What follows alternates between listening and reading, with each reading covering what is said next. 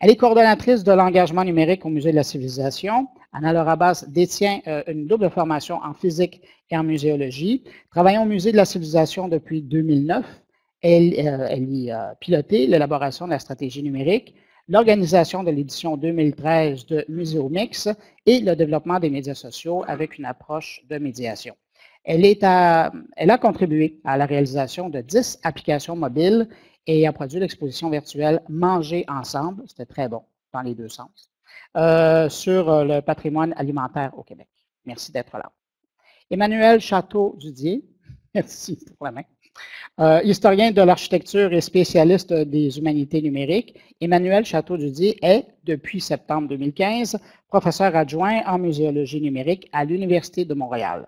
Ses recherches portant principalement sur l'administration de l'architecture publique en France au 19e siècle, la profession d'architecte et les relations entre la maîtrise d'ouvrage et la maîtrise d'œuvre. Ça, il faudra que vous m'expliquiez à la pause qu'est-ce que c'était, parce que j'ai pensé, j'ai fait des recherches sur Google, puis je ne vous ai pas trouvé.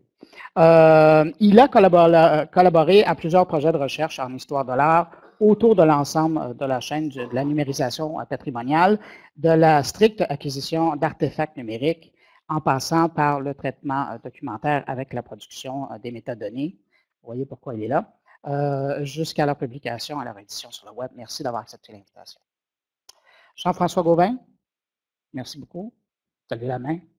Jean-François Gauvin est directeur de l'architecture et de la conception pour la Bibliothèque et Archives nationales du Québec, où il travaille depuis plus de 13 ans. Bibliothécaire et archiviste de profession, il a surtout œuvré dans le secteur de la gestion de l'information et des technologies de l'information. Il se spécialise particulièrement en réalisation de systèmes d'information sur le web et en solutions d'affaires pour le milieu de la culture. Vous savez pourquoi il est là ce matin. Et puis finalement, Patrick Lozeau, merci pour l'effort. Toujours curieux des changements qu'apportent le web et la technologie sur la société, Patrick Lozeau est conseiller en planification des données ouvertes au bureau de la Ville intelligente et numérique de la Ville de Montréal. Auparavant, il était chargé des projets numériques des bibliothèques publiques. Merci d'être là aussi. Alors, ma grande question, je vais dire dans votre vécu professionnel, les données ouvertes, quand on vous a contacté en vous disant vous allez venir ouvrir le bal en ce matin de juin, je suis sûr que des images ont passé dans votre tête. Les données ouvertes dans l'application du contexte muséal, pour vous, ça représente quoi? Si je commençais tout au bout. Oui, ah oui, merci. C'est beau. Là, vous l'avez fermé. Ils étaient ouverts. Là, vous m'entendez. Je dirais que c'est un minerai, parce que je suis historien de l'art, et évidemment, les données culturelles et patrimoniales m'intéressent directement, et ce sont des ressources, mais c'est aussi une possibilité d'échanger avec les institutions. Donc pour moi, c'est aussi un mode de communication. Faire court? Oui, c'est bon ça. On reviendra avec les questions. Dans les fondements des données ouvertes, il y a le principe des communs, le principe d'ouverture, le principe de partage, de donner accès. Et c'est dans les fondements des musées de donner accès à la connaissance, au savoir, à l'art, à la culture, aux enjeux de société, selon le type de musée. Alors, lorsque l'idée des données ouvertes est arrivée, elle s'inscrit dans cette perspective-là, encore plus pour les musées d'État. Alors, cette notion-là de partage et de donner accès, oui, au savoir, aux connaissances, mais aussi à la possibilité de les utiliser dans des contextes qui ne sont pas sous notre responsabilité. Il y a un grand intérêt, des enjeux, des défis, mais c'est dans ces fondements-là des communs que l'on s'inscrit. Merci. Et on va revenir à quelques éléments que j'avais mentionnés. Pour notre part, à la Bibliothèque et Archives nationales du Québec, la donnée, c'est notre matériel de base avec lequel on travaille pour justement faire l'acquisition, le traitement et la diffusion. En termes de diffusion, quand on parle de données, on peut parler soit de données ouvertes ou de données fermées, pas qu'on ne parle jamais de données fermées comme telles, mais souvent, quand on fait de la diffusion, nos données sont tributaires des interfaces de communication. bien que cette donnée ne soit pas fermée, la donnée n'est pas accessible librement. Donc, la perspective d'avoir une donnée qui est librement accessible, ça ouvre encore plus de possibilités au niveau de la diffusion des données. Historiquement, les bibliothécaires font de la donnée ouverte, même si on n'appelait pas ça de la donnée ouverte, mais bon, moi, ça fait 25 ans que je suis bibliothécaire, et à l'époque, on parlait de dérivation de données via des protocoles, bon, le Z3950, par exemple, ça fait sourire Patrick, qui est bibliothécaire aussi, on nous enseignait ça il y a 25 ans, qui est un protocole pour aller chercher la donnée. La donnée n'a pas changé en termes de bibliothèque ou de description. Un titre, c'est un titre, un auteur, c'est un auteur, et une description d'une œuvre, par exemple, pour un musée, ben, ça reste toujours un peu selon la même nature. Là. La nature des données n'a pas nécessairement beaucoup changé. Ce qui a changé, c'est la méthode et les formats. Je pense qu'on va avoir l'occasion d'échanger autour de ces notions-là, particulièrement ce matin. Merci. Bon, quoi dire de plus? Je pense que j'ajouterais simplement que pour moi, données ouvertes, c'est une partie de la solution par rapport à l'innovation. Si on veut innover, il faut avoir une ouverture. Et pour être en mesure d'avoir de l'ouverture, il faut justement avoir des données qui sont utilisées à l'interne par l'organisation pour être en mesure de la partager et être réutilisable. Donc, pour moi, c'est le mot, le point de vente souvent que je vais présenter à la Ville de Montréal quand on rencontre mes collègues fonctionnaires à la Ville de Montréal, c'est de dire qu'on ouvre les données pour favoriser l'ouverture, favoriser l'innovation, favoriser l'élimination des silos entre les parties de l'organisation. Et nous, grosses organisations qu'on est, c'est probablement la même chose aussi dans d'autres organisations, simplement de faire en sorte que, regardez à côté ce qu'eux ont qu'on ne pensait même pas qu'ils avaient. Donc, ça, pour moi, c'est probablement la chose la plus intéressante qu'il faut mettre de l'avant avec les données ouvertes. Dans ma préoccupation de vulgarisateur, moi, j'aimerais juste qu'on revienne, puis merci pour justement cette entrée en matière, parce qu'on voit donc déjà différents témoignages et réalités, mais si on disait concrètement des données ouvertes liées, j'aimais bien les données fermées aussi, là, mais ça, je vais le mettre de côté pour tout de suite. Concrètement, c'est quoi? Qu'est-ce que c'est dans vos réalités? Déjà, les catalogues, les collections, les bases de données, des collections, ce sont des données. C'est une richesse, c'est un actif pour nous. Ce sont des informations qui nous permettent de comprendre, oui, des objets, des archives, mais de comprendre le Québec aussi. Chez nous, au musée, c'est le cas probablement différemment dans les bibliothèques, mais c'est le principal exemple de données ouvertes. Et il y en a d'autres. Comme Société d'État, il y a toute la question de la transparence, dans laquelle notre gouvernement, mais d'autres gouvernements s'inscrivent fortement. J'imagine qu'on va arriver à une étape de diffuser des informations sur fréquentation, budget, partenaires, des trucs comme ça. On n'en est pas là chez nous encore, mais c'est une perspective qui s'en vient. Un autre exemple, qui n'est pas de la donnée ouverte comme telle, mais qui s'inscrit dans le principe de contenu ouvert, lorsqu'on développe des programmes internes, pas de programmes administratifs, des programmes, des codes, on s'inspire de codes qui sont déjà en logiciel libre ou en données libres ailleurs, on les transforme et nous-mêmes, on les partage avec des principes d'utilisation ouverts. C'est ça pour vous assurer que par la suite, vos données puissent être utilisées par d'autres, c'est ça? Voilà. Okay. Évidemment, tout n'est pas ouvert, tout ne peut pas être nécessairement ouvert. Un autre exemple, lorsque, en tout cas chez nous, ça s'applique, lorsqu'on produit une exposition qui est très, très numérique. On s'en vient vers ça au Musée de la Civilisation. On peut recueillir des données sur les usages, la manière de circuler dans une exposition, l'engagement que les gens ont envers des objets de collection ou envers des thématiques. Si on met en place une infrastructure technologique qui permet de recueillir ces données-là, on peut penser à les diffuser de manière libre, évidemment anonymisée et en respectant la confidentialité, mais on peut développer des projets numériques en exposition dans une perspective de contenu ouvert. Ça, je vous arrête là parce que je veux revenir là-dessus parce que c'est vraiment toute une question. Est-ce que dans d'autres cas, ça représente autre chose, les données ouvertes?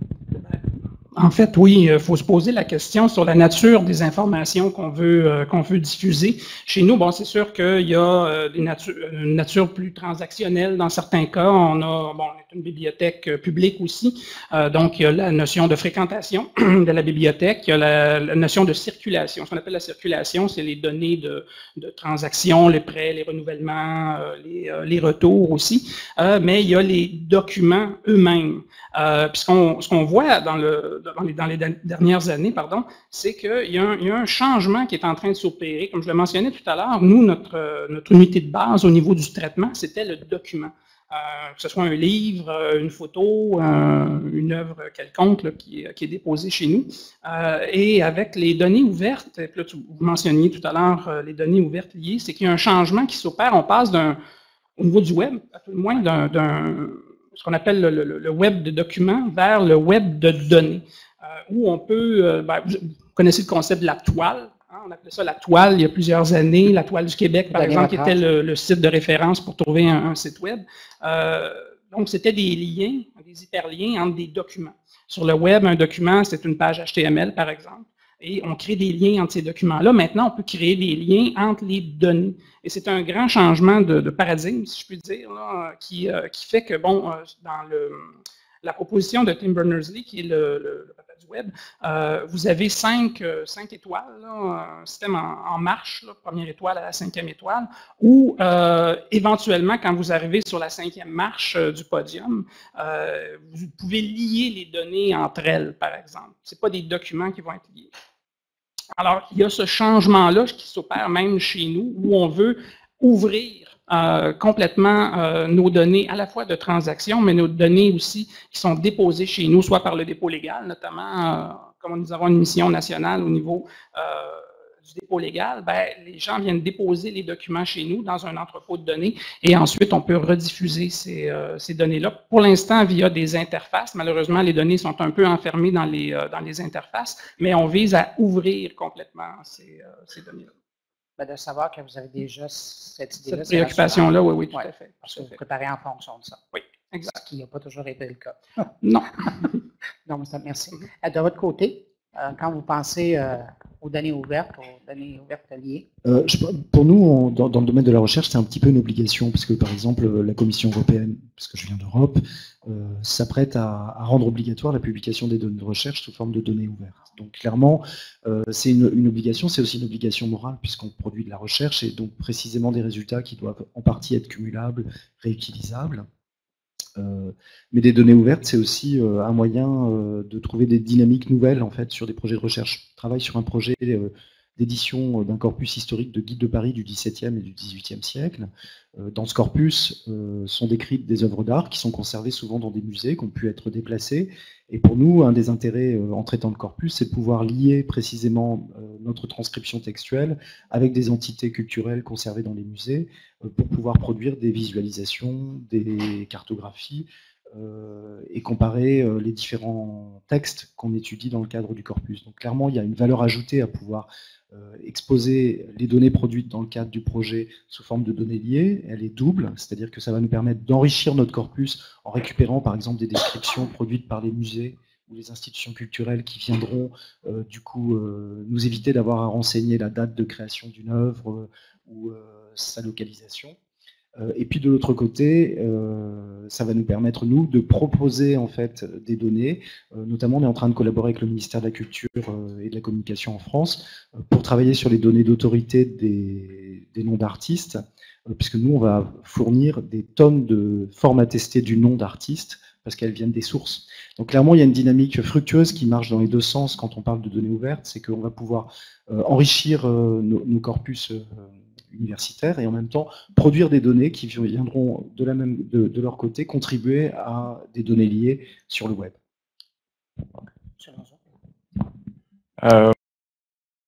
J'entendais les gens, mes collègues répondre, justement, la nature des données à la Ville-de-Montréal est assez variable, donc de commencer à songer à lier tout ça ensemble, c'est pas à moyen terme que nous, on voit ça pour l'instant. Jean-François parlait justement là, des 5 étoiles. Pour nous, l'objectif pour l'instant, c'est les 3 étoiles, donc d'avoir des formats ouverts utilisables avec justement une licence ouverte pour la réutilisation. Donc, nous, pour l'instant, on termine en fait un processus présentement d'inventaire. En fait, en octobre dernier, on a présenté notre nouvelle politique de données ouvertes qui a été adoptée par le conseil municipal au mois de décembre. Cette politique-là avait comme élément principal et nouveau par rapport à la Ville de Montréal, qui était l'ouverture par défaut. Donc maintenant, on n'a plus besoin de justifier l'ouverture des données, il faut justifier la restriction d'ouverture des données. Donc, ça a changé de paradigme, ça a changé la perspective que mes collègues à la Ville de Montréal ont sur les données ouvertes. Ils doivent maintenant justifier pourquoi qu'on ne les ouvre pas. Et on a mis des raisons très faciles et très claires du type pas de données nominatives, justement, faire attention aux questions de sécurité publique, les ententes légales qui ont été faites avec des fois des chercheurs à l'extension, choses comme ça. Mais ça a fait en sorte que maintenant, on a une perspective beaucoup plus grande sur qu'est-ce qu'on doit ouvrir. On s'est donné comme objectif d'ici le 31 décembre 2018 d'avoir sorti le maximum de données. Déjà, on commence à voir soit des redondances, soit des croisements possibles, et c'est là qu'après ça, justement, des données liées seront des éléments intéressants. Le simple fait de venir définir qui seront les personnes responsables fiduciaires d'une donnée et faire en sorte que les autres pourront bénéficier de ces données-là, c'est le premier morceau à mettre en place avant de commencer à songer à lier les données entre eux. Et je vous remercie parce que dans les 3 premiers exemples aux interventions, ce qu'on sentait, c'est vraiment on est dedans et on travaille. Mais il y a tellement, puis c'est probablement la réalité de la plupart des gens dans la salle, puis les gens qui nous écoutent, c'est qu'il y a tout le travail d'inventaire. Puis même ceux qui sont dedans ont encore de l'inventaire à faire. Là. Et il y a ça, puis la responsabilité qui, par la suite, a la paternité ou la maternité de veiller à ce qu'on va faire avec ça. Même si, de facto, et ça, vous nous l'apprenez, toutes les données, par exemple, à la Ville de Montréal, sont ouvertes maintenant. Si je peux renchérir sur ce que Patrick dit, justement, pour nous, les données ouvertes, bon, ça a été beaucoup lié à des initiatives de certaines personnes dans les différentes composantes de BANQ. Et là, on se rend compte finalement que il y aurait vraiment une utilité de faire un inventaire très exhaustif, justement, de nos gisements de données. On a énormément de gisements de données chez nous, des données qui remontent à l'époque coloniale jusqu'à tout récemment, du dépôt numérique, par exemple, là, de livres numériques. Bon, il y a deux critères chez nous à vérifier, évidemment, c'est les droits d'auteur. Parce que des fois, on est simplement dépositaire. Hein, on peut simplement diffuser selon une licence avec ce que les gens ont déposé chez nous. Ça va même du côté du registre des notaires jusqu'à 1934, par exemple. C'est une entente qu'on a avec la Chambre des notaires. Donc, il faut s'assurer que tout le monde est à l'aise avec le fait qu'on puisse diffuser ce genre de données-là. Bon, quand ça remonte à l'époque coloniale, je pense que ça va. Là. Ça va être difficile de retracer les ayants droit. Aussi sur la protection des renseignements personnels, évidemment. Ça, c'est une condition essentielle. Donc, on s'est dit finalement, puis je vais terminer là-dessus, c'est qu'il faut qu'on se fasse un comité.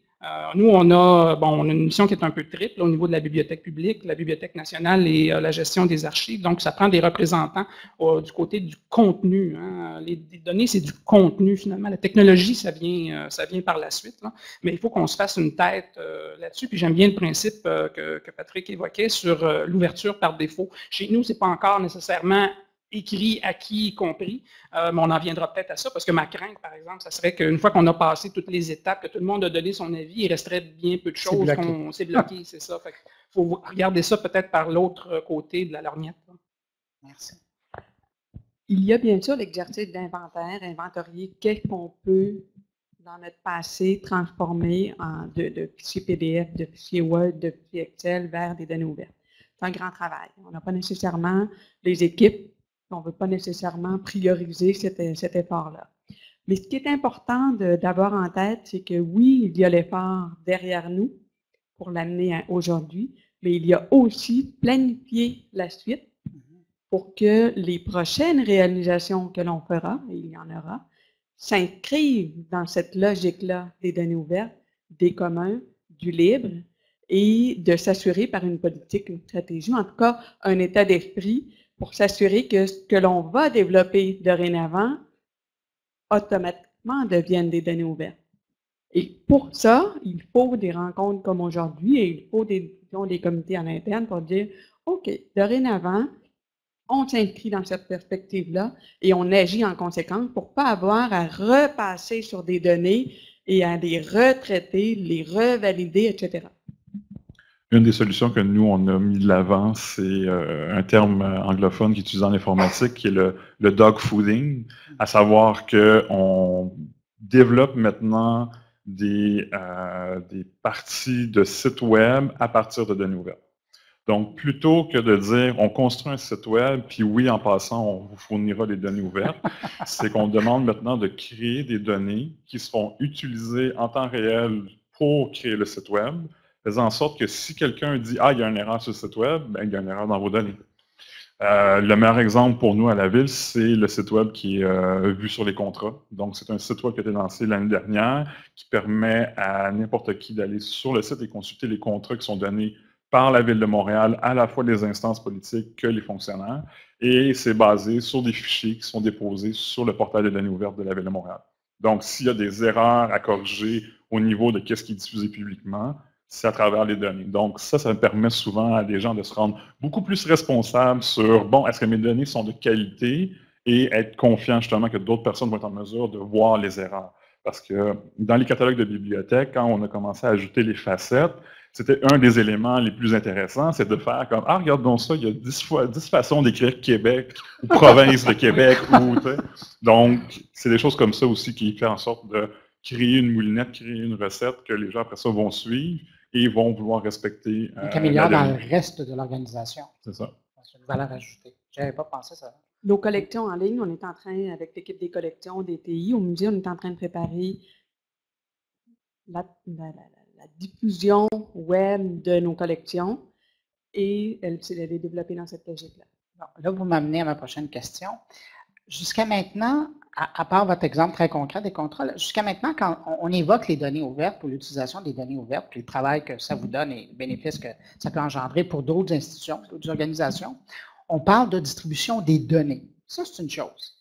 Mais après, où on fait la ligne, où on s'arrête, ou peut-être que vous avez même, dans certains cas, vous êtes passé plus loin, entre la distribution du fait de oui, ça existe, on l'a, il est répertorié, oui, ça existe, c'est répertorié, puis en plus, on vous donne accès.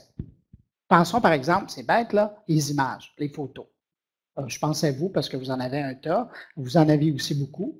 La Ville de Montréal en a un certain nombre. C'est une chose de répertorier et de dire que ça existe, puis de titiller la personne, le chercheur qui dit « Ah, ça existe ce document-là ». Mais à quel moment puis vous avez évoqué tout à l'heure, avec les ayants droit et les gestionnaires de ces... ça, c'est un défi. Comment vous abordez ça? Ben, effectivement, c'est un bon défi pour nous, notamment. Bon, nous, on se spécialise dans la description des documents. On a des gens qui font du traitement documentaire, qui rajoutent des données à propos des documents. Ça, c'est facilement diffusable, je dirais, là.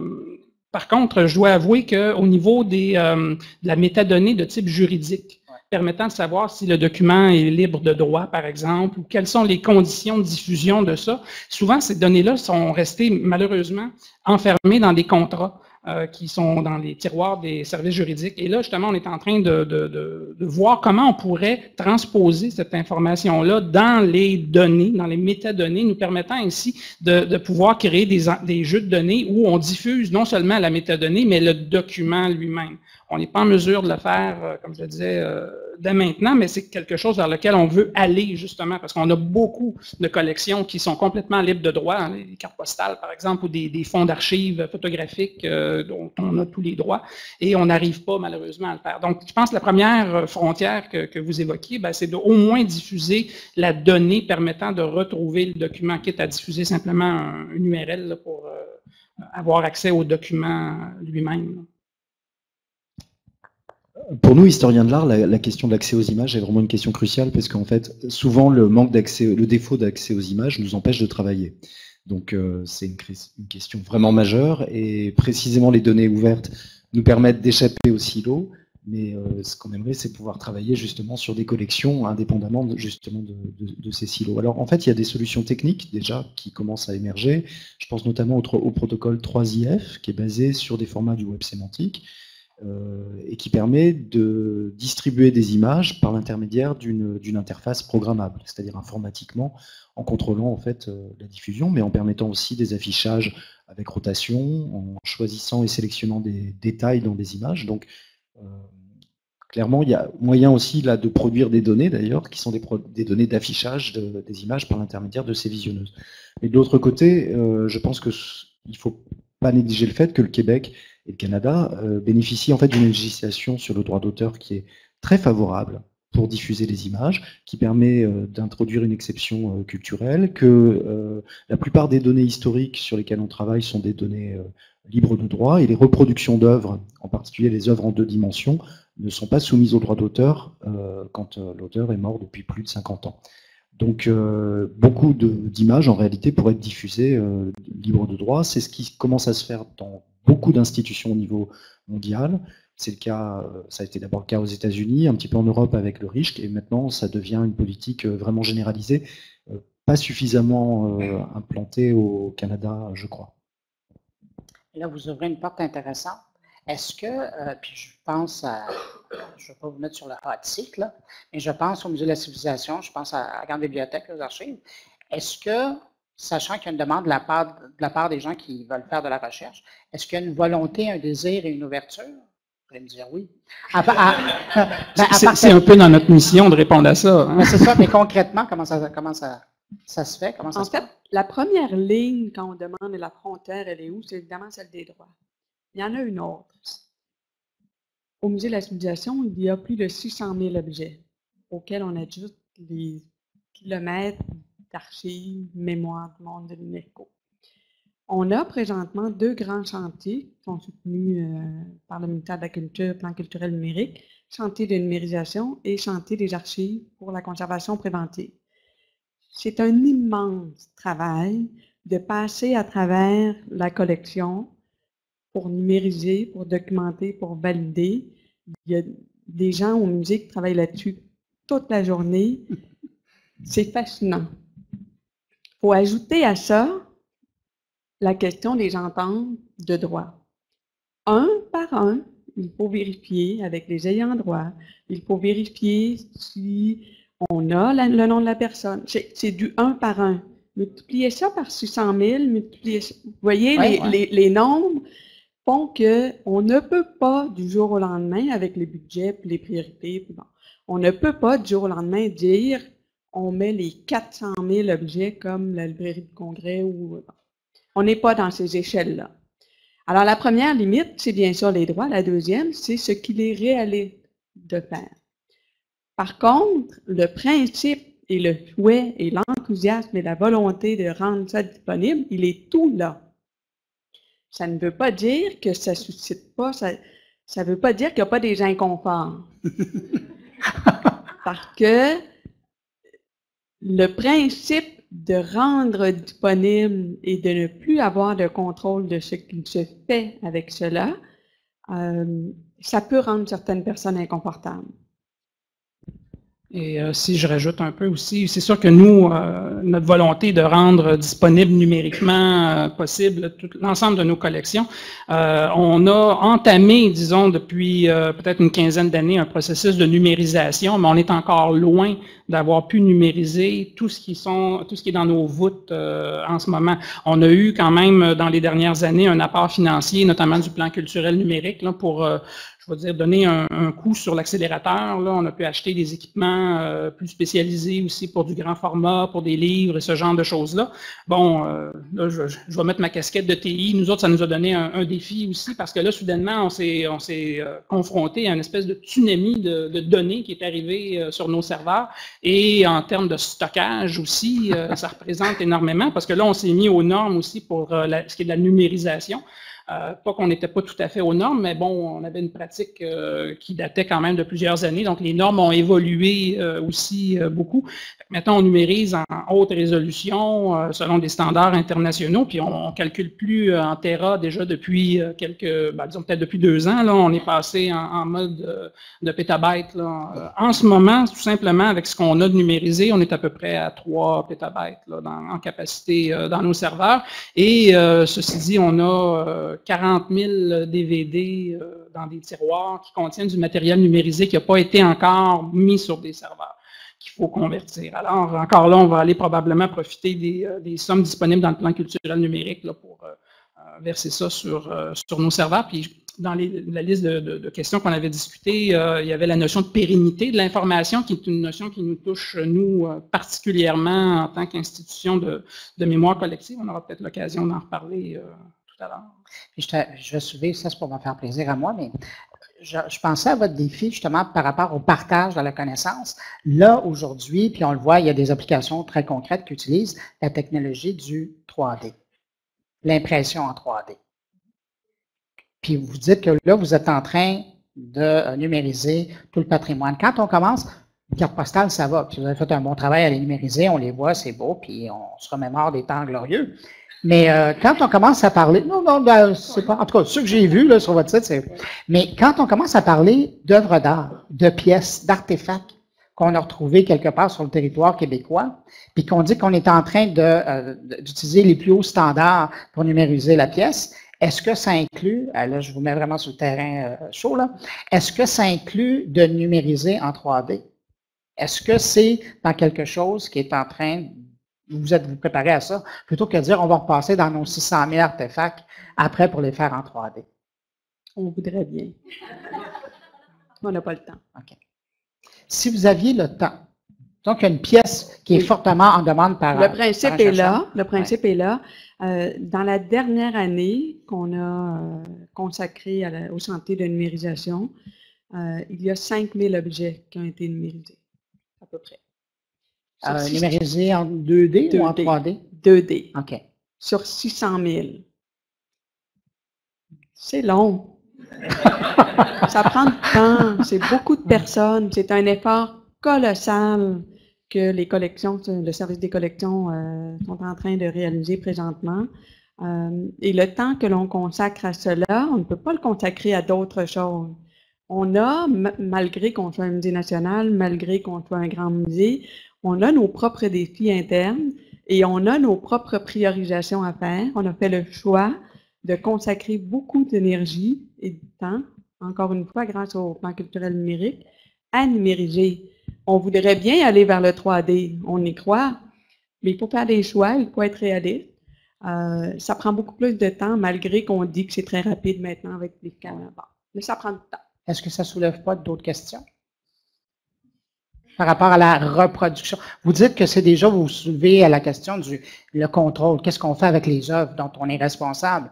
Mais imaginez que, je ne sais pas moi, vous retrouviez là, un porte-clés qui datait de l'époque des premiers colons. Je ne savais pas qu'il y en avait. Et là, vous le numérisez en 3D, puis à un moment donné, vous retrouvez ça dans un musée quelque part dans le monde, parce que personne a pris le porte-clés, le reproduit, l'a imprimé, puis il est là. La même œuvre que vous avez faite. Ce n'est pas la même. C'est une reproduction. Donc, vous n'auriez pas de problème avec ça. Les techniques, les matériaux, le rendu, le fini, l'usage, tout ça est irremplaçable. Mais est-ce que le chercheur apprécierait pouvoir travailler avec des reproductions? Ah, ça, j'en doute même pas. En fait, ça dépend des cas, on n'a pas toujours besoin. Par contre, je sais que par exemple, j'ai des collègues épigraphes qui travaillent sur des tablettes d'argile cunéiforme. Eux, ils ont besoin de prises de vue spécifiques qui leur permettent d'observer la pièce sous des angles différents pour lire simplement le document. Donc en fait, les besoins gouvernent le type de reproduction qu'on doit mobiliser. J'ai des collègues au LabEx Les Passés dans le Présent qui travaillent par exemple sur des intailles et des camées antiques. Là, clairement, les dispositifs de numérisation classiques peuvent poser problème. Donc, ils ont essayé de développer des photos de très bonne qualité avec la Bibliothèque nationale de France, mais peut-être que d'autres solutions seraient plus adaptées. pour les historiens de la sculpture, très clairement, il y a un intérêt. Je pense au modèle 3D qui avait été fait du David de Michel-Ange. Clairement, c'est très intéressant. On peut observer les objets sous différentes formes. Donc, je pense que l'investissement doit être mesuré en fonction des questions de recherche spécifiquement. Mais après, ça pose des questions. Je pense notamment au scan anarchique qui avait été fait du buste de Nefertiti récemment, qui était une opération activiste pour revendiquer justement la liberté de reproduction des œuvres. Et cette liberté de reproduction des œuvres, pour des œuvres du domaine public, je pense qu'on peut l'assumer. Merci. Je vais simplement ajouter que c'est drôle que vous parliez du 3D, parce que justement, on s'apprête, nous, à libérer les données des données qu'on appelle un vol LIDAR. Dans le fond, c'est un avion qui a survolé l'île de Montréal et qui, avec justement des lasers, va chercher justement les hauteurs des bâtiments, des choses comme ça. Donc, pour les gens qui seraient intéressés, c'est seulement 28 gigs pour reproduire justement la carte de l'île de Montréal. Donc, si quelqu'un veut reproduire à grandeur nature l'île de Montréal, bonne chance. Le taux de précision n'est pas très précis. C'est quelques centimètres de différence qu'il pourrait y avoir, mais le 3D, nous... je l'ai découvert, ça fait partie justement des choses intéressantes de travailler avec les données ouvertes, c'est qu'on découvre ce que les services produisent et la géomatique, l'automne passé, a demandé justement d'avoir un vol aéroporté justement de LIDAR pour ça. Être en mesure notamment de faire la hauteur des bâtiments, faire de la maquette 3D pour justement les bâtiments, les arbres, l'infrastructure et ainsi de suite. Donc c'est... heureusement que nous, c'est plus facile. On a simplement lancé un avion par-dessus. Donc, peut-être une solution, c'est de mettre la collection, justement, sur la veille. Québec-Montréal, sur la veille. Étendez la connexion, puis on pourra passer. Non, mais on sent la bonne volonté. mais c'est intéressant parce que j'entends ça, je n'étais pas au courant. Au-delà de s'inscrire dans une perspective de données ouvertes par bonne volonté, par qu'on croit au commun, par vertu, au-delà de ça, j'ai toujours dit à l'interne, puis publiquement, le fait d'avoir des données, des collections, des informations numérisées, utilisables par des machines et par des humains, ce sont nos lettres pour construire des mots, des phrases et des paragraphes au numérique. Lorsque j'entends la Ville de Montréal numérisée en 3D, moi, je vois plein de projets d'exposition.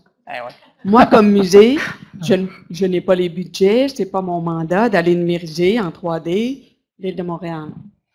Mais la collaboration que ça peut mettre en place entre les musées, entre les bibliothèques, entre les organisations culturelles au Québec, elle est formidable. Le potentiel, il est là.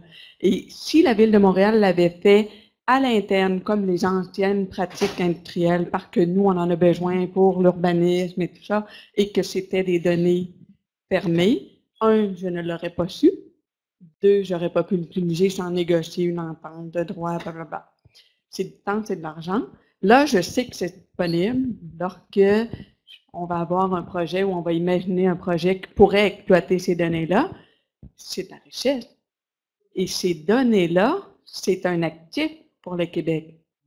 C'est de la matière sur laquelle on peut construire pour créer, mais aussi pour partager entre nous et au reste du monde ce que nous sommes, nous, comme Québécois. Et il faut imaginer l'usage que moi, je peux en faire comme musée, mais imaginez-vous que des gens aux États-Unis s'intéressent à l'histoire de l'Amérique. Ils vont aller chercher des données de la période coloniale. Ils vont aller chercher des données, des manuscrits chez nous de communication entre l'armée, bon, peu importe.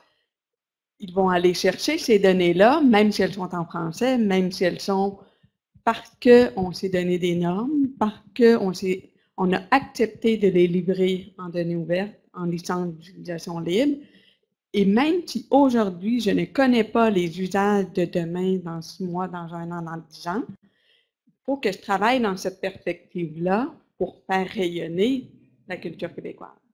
Merci pour cette réflexion-là. Puis Ben, merci d'avoir partagé cette information. Je partage en plus ce point de vue-là. Quand je parlais au début justement d'innovation, c'est ça. Un bel exemple. Nous, on a une utilisation interne, on a beaucoup de gens de l'externe qui le demandent.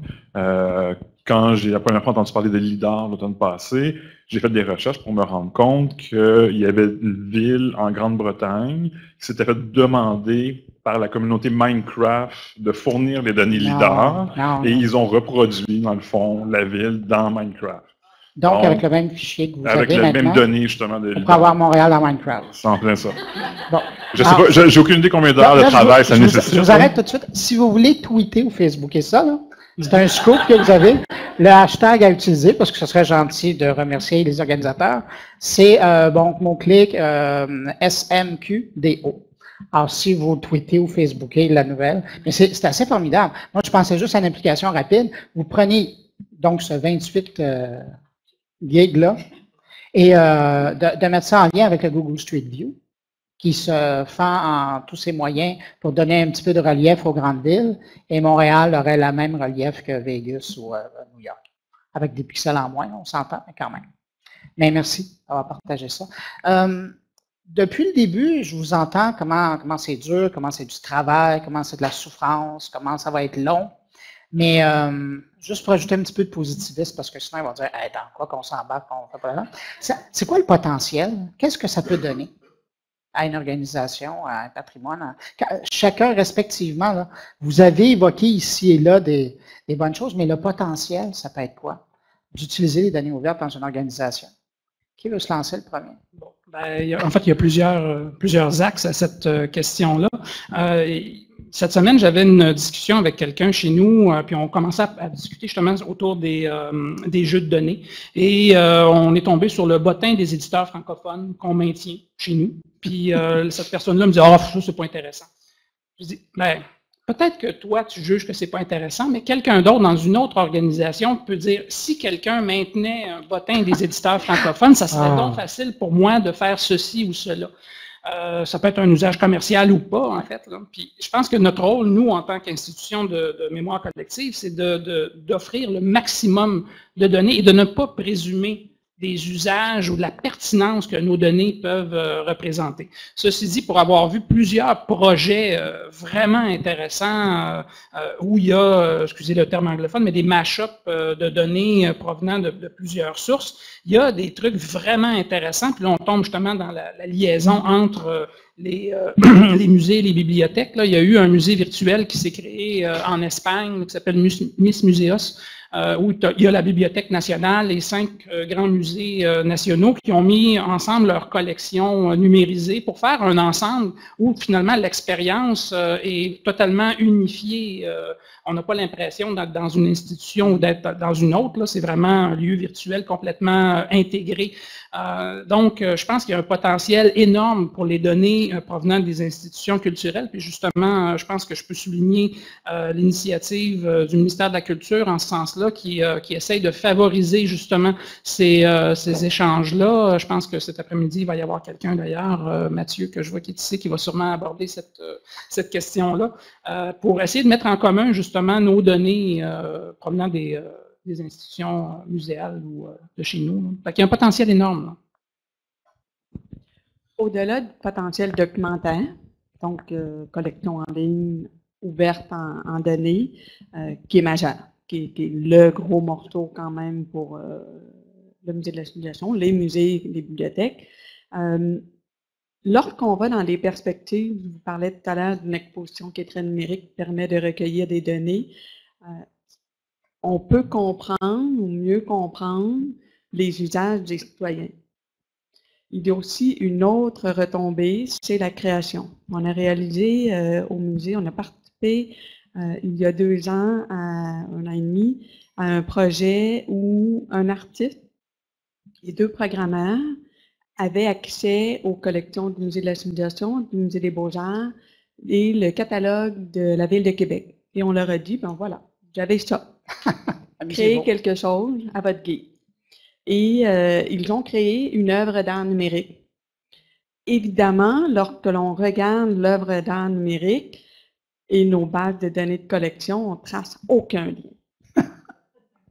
Mais il y a une réflexion de l'artiste, il y a une interprétation, il y a une exploration, il y a une création qui est possible. Ça peut aussi donner lieu à des créations de compréhension territoriale, de compréhension géométrique. Comment chaque région, par exemple, est représentée dans les collections nationales. Et le croisement entre les données ouvertes de collection, par exemple, du Musée de la Civilisation, du Musée des Beaux-Arts et de d'autres milieux, pourrait faire en sorte que quelqu'un, un individu, un chercheur, une entreprise, essaie de visualiser comment les régions de Québec sont représentées dans les collections nationales. On pourrait le faire nous-mêmes. Est-ce que c'est notre priorité? Est-ce qu'on met nos efforts là-dessus? Pas nécessairement. Mais de donner cette liberté-là aux citoyens, entreprises, organismes, universitaires ou monsieur, madame, tout le monde, d'explorer ça, ça peut être une retombée. Et cette question-là de donner la possibilité aux gens de créer, c'est ce qu'on veut en fait. C'est que cet actif-là qu'on a comme société publique, de donner accès aux données desquelles on est gardien, mais qui font partie, qui appartiennent à tout le monde, c'est une des retombées aussi. Moi, je pense qu'il faut considérer la publication de données liées comme une nouvelle forme de publication. Donc, pour moi, c'est une éditorialisation. Donc, ce qui est intéressant, c'est que précisément, on véhicule du sens, qu'on peut réorganiser les données en leur donnant du sens. Et précisément, ce qui est intéressant avec les formats du web sémantique ou du web de données, pour nous chercheurs, c'est que ce sont des formats extrêmement expressifs, qui permettent, par rapport à des paradigmes documentaires tels qu'on les connaissait pendant longtemps, d'exprimer beaucoup plus avec beaucoup plus de finesse, des dissensus, des points de vue différents sur les choses. Et donc, du coup, j'y vois beaucoup d'opportunités aujourd'hui pour distribuer, en fait, le travail de production des données. Et c'est pour ça que je disais que c'était probablement un lieu possible de collaboration entre institutions culturelles et organismes de recherche. On peut formuler des assertions différentes sur un même objet. On peut produire des référentiels et les lier entre eux. Et donc, il y a beaucoup d'enjeux de ce côté-là. Il y a aussi des enjeux d'autorité. C'est-à-dire que actuellement, par exemple, la liste de noms d'artistes disponibles en ligne qu'Open Data au niveau mondial, c'est celle du Getty. Alors, le thésaurus du Getty sur les noms d'artistes ne comprend pas les formes de noms linguistiques. Donc, si on veut les noms d'artistes en français, on est un peu embêté. Donc il y a vraiment des enjeux aussi à produire des données d'autorité culturellement situées. Donc je pense qu'il faut investir ce terrain aussi pour ça. Je reste avec vous une seconde. Ça fait 2 fois que vous mentionnez le web sémantique. Pour les gens qui ne sont pas familiers avec l'expression, qu'est-ce que c'est? Le web sémantique, c'est en fait une manière d'utiliser le web. C'est assez simple. Ça rassure. Ouais, c'est rassurant. Mais pour vous donner une définition simple, en fait, c'est une manière d'utiliser le web qui va utiliser des URI, donc des identifiants pour des ressources et des représentations en utilisant en particulier le RDF, Resource Description Framework, donc le format de description, en français. C'est un modèle de description de ressources qui va permettre de décrire des ressources en exprimant, en les décrivant sous la forme de triplés. Mais ce qui est important, c'est surtout qu'on va utiliser des URI pour identifier des ressources, un système de description assez simple qui va formuler des assertions sous forme sujet, verbe, prédicat. Donc ceci est une chose. Et puis une ontologie qui va permettre d'écrire des classes et des propriétés, et donc de parler un langage commun. Et c'est pour ça qu'on parle de données liées, parce que c'est la question qui allait suivre, c'est qu'en fait, on va partager en fait, des vocabulaires, partager des représentations sur le monde, ce qui va nous permettre de lier des données entre elles, produites par des acteurs différents. Est-ce que c'était assez simple? Oui, c'était assez simple. Alors, comme ça, là, tout le monde est sur le même niveau. Monsieur Lauzon? Pour le potentiel? Moi, souvent, j'ai tendance justement à dire c'est qu'il ne faut pas se poser de questions justement sur qu'est-ce qui va être fait. Il faut le faire. Mais ça ressemble au maire de Montréal, ça. C'est une philosophie, là. C'est enregistré, ça, en plus? Bon. Il nous regarde de son bureau, probablement. Donc, la question, c'est ça, c'est qu'il ne faut pas se poser exactement c'est quoi l'utilisation qui sera faite des données en les rendant disponibles, mais c'est évident qu'on se dit que l'offre de données ouvertes va permettre notamment de faire du développement économique. Dans une perspective de la ville, on a vu des réutilisations de données, des entreprises, les jeunes pousses, les startups, qui vont reprendre des données pour offrir des services, de la plus-value justement sur des données disponibles à la ville. Donc, pour nous, c'est une perspective très intéressante d'ouvrir ces données-là. À l'intérieur même de l'organisation, comme j'ai mentionné au début, c'est de briser les silos, de faire en sorte justement que les données circulent à l'intérieur d'une organisation. Le gouvernement fédéral américain, le chief CIO, justement, qui faisait un bilan sur l'utilisation des données ouvertes la liberté des données ouvertes par le gouvernement fédéral, disait que ça a surtout permis à l'institution, au gouvernement fédéral, entre ces différents morceaux, de pouvoir savoir comment les données se distribuaient, étaient disponibles. Donc, pour moi, c'est le développement économique, briser les silos. Et après ça, c'est justement les types d'innovations qu'on ne s'y attendait pas, de permettre des croisements entre les collections, des utilisations justement par des chercheurs. On a des fois aussi simplement, qui ne sont pas encore des chercheurs, mais peut-être des futurs chercheurs, c'est des étudiants.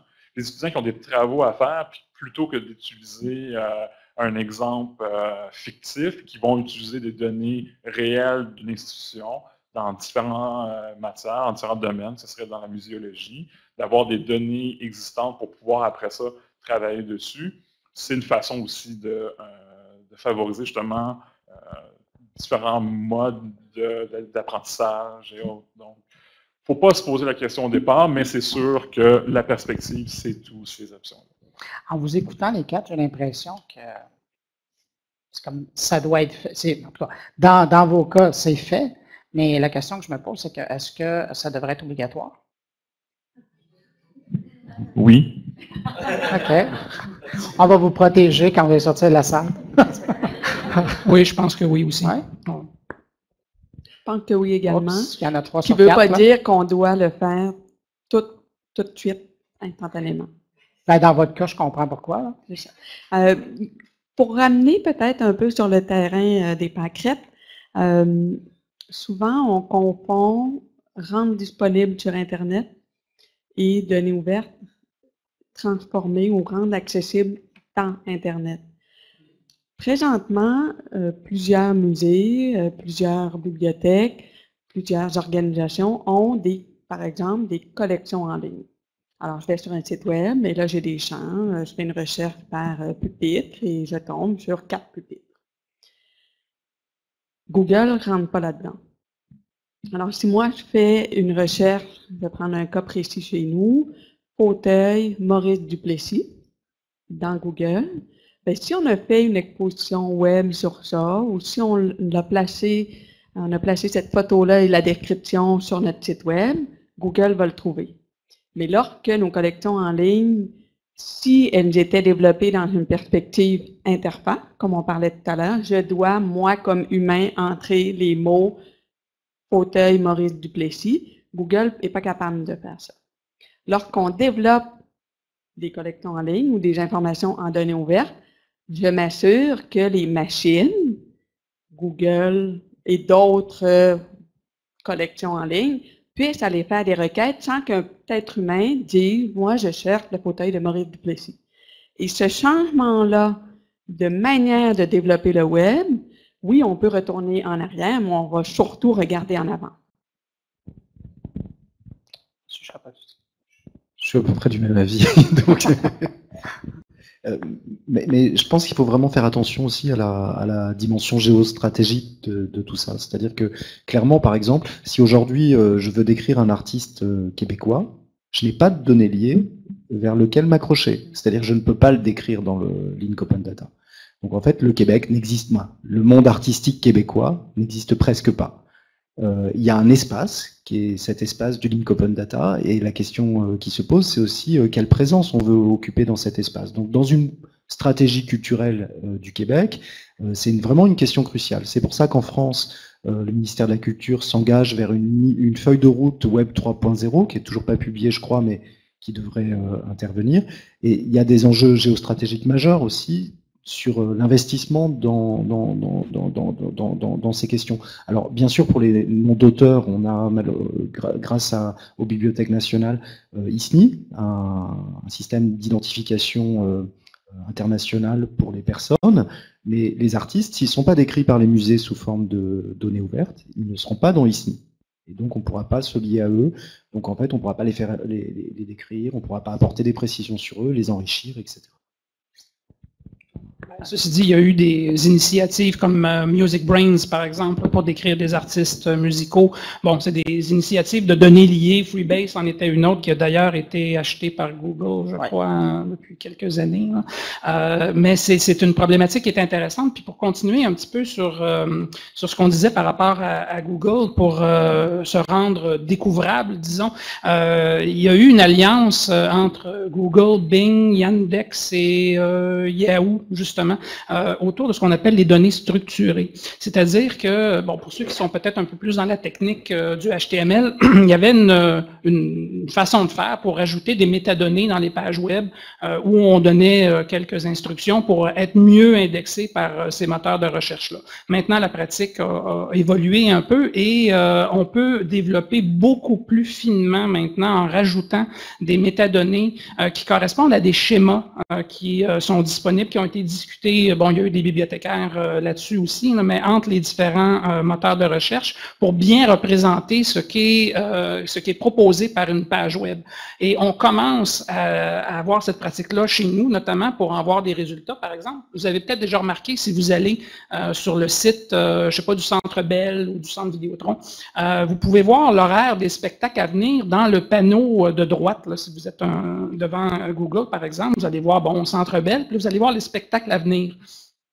Bien, ça, c'est alimenté par les données structurées qui sont fournies par les sites directement. Fait que c'est sûr que Google, il voit un avantage, parce que là, on n'a même plus besoin d'aller sur le site en question du Centre Bell pour voir quels sont les spectacles à venir. L'information est déjà propulsée par Google. C'est sûr que là, il y a une stratégie très commercial derrière ça. D'ailleurs, Google avait déjà dit, j'étais déjà allé dans une conférence au début des années 2000 où il y avait quelqu'un de chez Google qui nous avait dit, imaginez-vous le capitaine Kirk qui est devant une planète et il demande à l'ordinateur, donnez-moi des renseignements. Il ne veut pas voir une liste de sites web, là. Il veut avoir la réponse à la question. Donc, ultimement, Google veut avoir ce modèle-là à proposer quand on consulte l'outil en question. Et les sites web qui sont compatibles à cette norme de Google, évidemment, vont avoir un meilleur rendement et vont apparaître beaucoup plus rapidement que ceux qui le C'est donnant-donnant, comme on dit. C'est sûr qu'on est content d'être dans les premiers arrivés. C'est sûr qu'on est content que les gens voient notre horaire rapidement, la programmation, mais qu'ils viennent sur notre site web. Cette courte information-là qu'on a diffusée, c'est pas un grand effort pour les musées. Le grand effort, musées et autres, le grand effort, on le met sur le reste, sur la profondeur, sur l'ampleur des contenus. Et il faut être prudent avec ça. C'est pas tout est beau, tout est fin avec les données ouvertes. Il faut être astucieux aussi pour faire en sorte que oui, on veut profiter des avantages que Google, par exemple, j'ai un exemple, nous donne, mais il ne faut pas rester prisonnier et que une fraction de l'information et des contenus que l'on livre soit exploité par quelqu'un d'autre plutôt que par nous. Mais ce que vous dites comme commentaire, c'est intéressant. Mais c'est carrément le sujet d'une autre journée qu'on pourrait faire là-dessus. Mais c'est de donner une raison pour laquelle les gens devraient venir sur notre site web. Parce que ça, c'est aussi autre chose, là. Des données pour des données, c'est beau, mais après, il faut les présenter pour que les gens se retrouvent. Mis à part ceux qui sont des experts et qui cherchent de la métadonnée, là. Je veux juste donner un exemple pour ça, très concret. Les Journées de la culture, depuis l'année dernière, organisent un hackathon à Montréal et à Québec. Des milieux culturels, bibliothèques, musées et autres rendent disponibles. Pardon? Je vais vous expliquer rapidement un hackathon. Rendent disponibles des données ouvertes. Et on propose à des gens, des artistes, des programmeurs et autres, d'imaginer un projet. Pourquoi on parle de hackathon? Le hack, c'est l'idée de souhaiter une utilisation différente de ce que nous, on ferait comme institution. C'est la notion de hacker, donc on perd un certain contrôle. L'année dernière, on l'a fait, on a envoyé nos collections, puis on s'était dit, on ne va pas y aller nous-mêmes parce qu'il faut les laisser libres de créer, puis c'est leur projet. Mais imaginez-vous une personne, un participant à un hackathon qui a accès à l'ensemble des collections. Ils ne connaissent pas, ils n'ont pas une idée de ce à quoi ils ont accès. Et c'est bien gentil de rendre disponibles des informations sur Internet, mais il n'y a pas de magie. Les gens ne connaissent pas instantanément l'existence de ça. Il faut prendre le temps d'en parler, il faut prendre le temps d'être là.